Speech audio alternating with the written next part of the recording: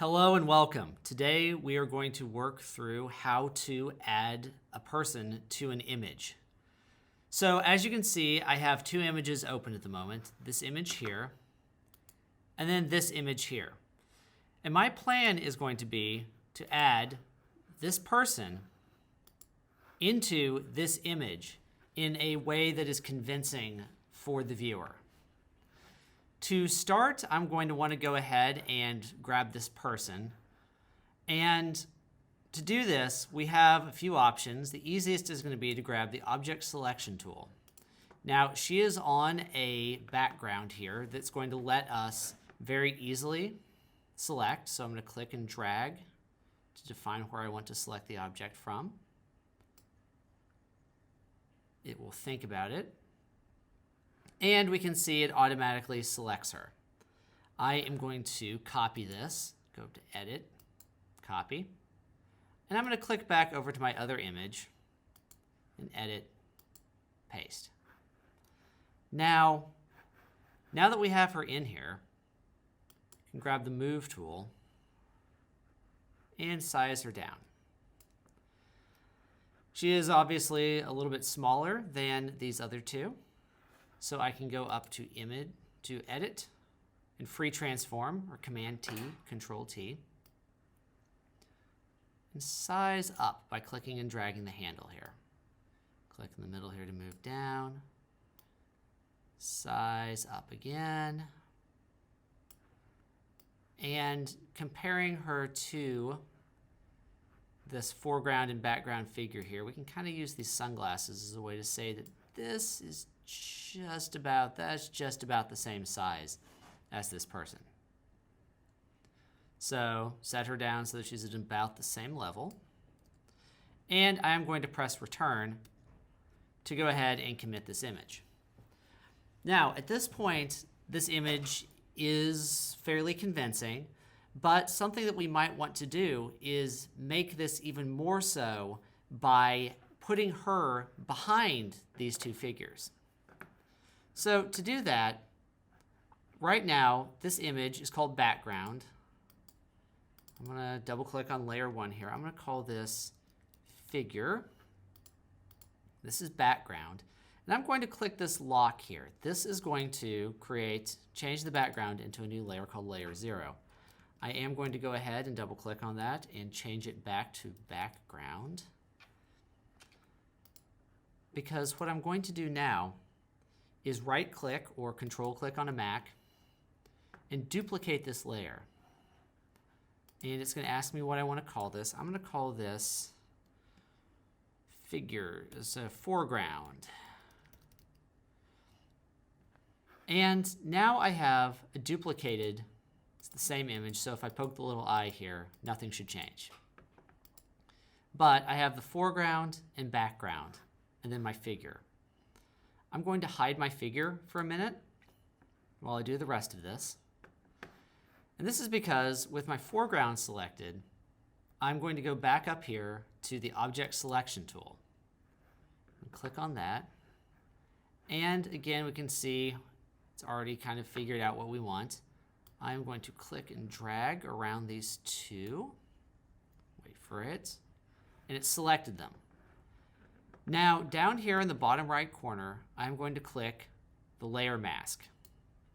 What this does is I'm going to hide the background. We can see now that we have these two figures masked off so that they are on their own layer. And this background, if I hide that, this background is just the same image. So there's no change to the background. There's actually no change to the foreground except that we have covered up all of this. At this point, I'm going to go ahead and bring my figure back in here. And this is going to be the interesting part, is when we go to rearrange, I'm going to go back to the Move tool here so it doesn't keep doing that. I'm going to rearrange these layers over here so that the foreground, I'm going to click, hold, and drag, is above this. And what this does is this allows us to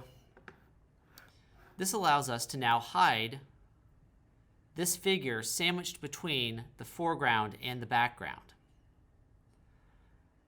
Now, this is even more convincing because now she's actually in this image. But one of the things to think about is shadows and how the figure here would probably cast, since the light is coming from this direction, the figure here would probably cast a shadow back here on this new person that we've added. Size her down there a little bit again. So let's go ahead and add a shadow. To do that, we're going to go over here to the new layer tool, and I'm going to create a new layer above here. And I'm going to rename this one Shadow. I then can go over to the brush tool here, letter B. Make sure that my color up here is something like black. And let's go up here, the hardness. I'm going to change the hardness up here at the top down to 0%. And this is just so that we have a very light shadowing. And now I'm going to click, and we're going to see that I'm going to make this very incredibly dark shadow.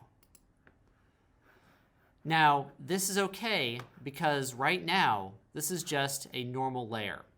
Over here in the layers, we have some other options. And if I click on normal, I can change this to something like multiply. And still too dark. I can take the opacity now, and I can back the opacity far enough down that we're going to start to get this very subtle coloring here. I may even, no, we're going to keep that there. I might even go as far as to change this to something like soft light. And now with soft light, I can even bring this back up, and we'll see that it very subtly, if we poke this eye here, it very subtly darkens this side. At this point, I would say this is maybe too much. I'm going to, whoops, I should probably show up here. Command T, or free transform. And I'm transforming the shadow now, so I can move the shadow. Let's see, I can move the shadow around. I'm going to actually move the shadow, escape to undo that, and Command T. I'm going to use the keyboard in this case to nudge. So this is using the Shift key to speed it up and the right arrow key to move that shadow around until I have something that looks just a little more convincing. We can see now, once we add this in, we can see it, but we end up with a little bit more convincing image here. And of course, the last thing I'm going to want to do then is go up to File and save this as a PSD document, and I'm done.